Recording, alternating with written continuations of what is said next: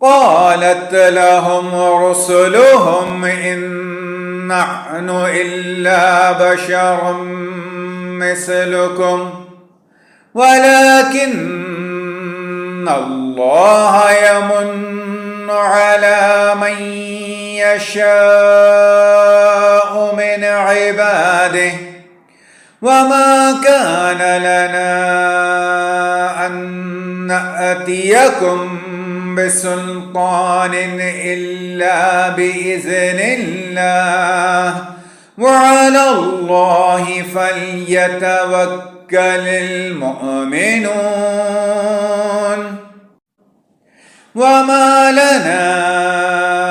ألا نتوكل على الله وقد هدانا سبلنا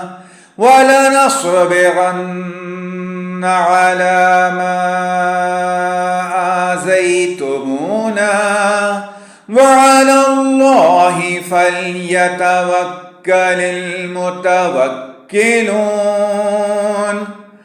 وقال الذين كفروا لرسلهم لنخرجنكم من أرضنا أو لتعودن في ملتنا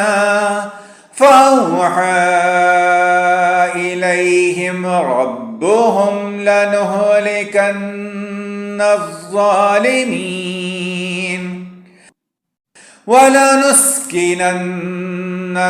الأرض من بعدهم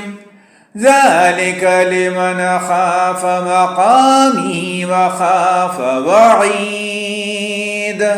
واستفتحوا وخاب كل جبار عنيد.